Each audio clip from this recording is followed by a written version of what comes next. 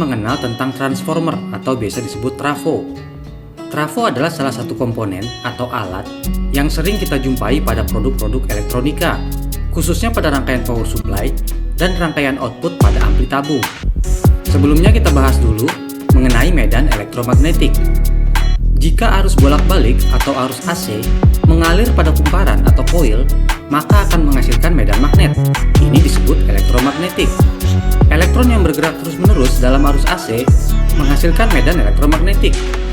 Medan elektromagnetik yang dihasilkan juga terus bergerak bolak-balik sesuai dengan aliran elektron yang membuatnya.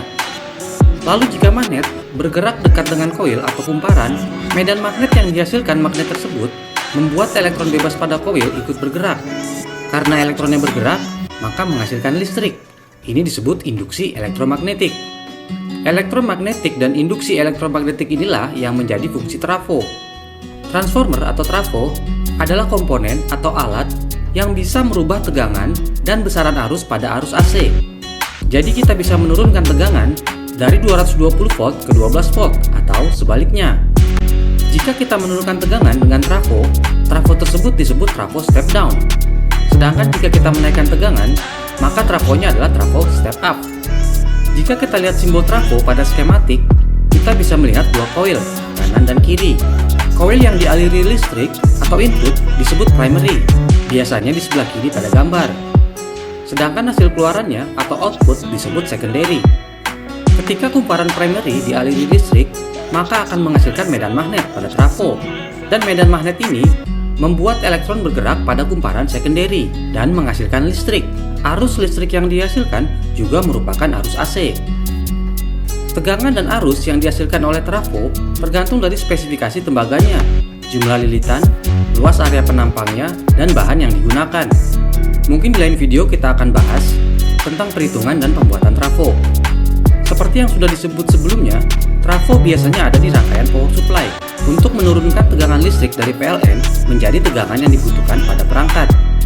Untuk perangkat elektronika dan beberapa perangkat lainnya yang menggunakan arus DC, arus AC yang dihasilkan oleh trafo dirubah menjadi arus DC. Ini menggunakan rangkaian atau komponen rectifier atau penyearah. Nah, untuk rectifier ini sudah kita bahas di video sebelumnya. Penggunaan trafo dan rectifier pada rangkaian power supply kita sebut linear power supply.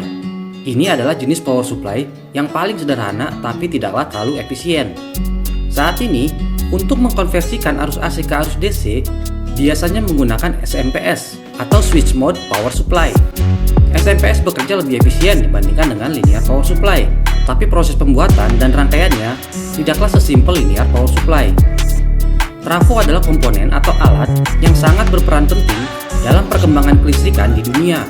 Dengan trafo, Nikola Tesla bisa memenangkan perang arus listrik melawan Thomas Edison dan memungkinkan listrik didistribusikan lebih efisien dari pembangkit listrik ke rumah-rumah. Oke, itu dia pengenalan tentang transformer atau trafo. Semoga bisa bermanfaat.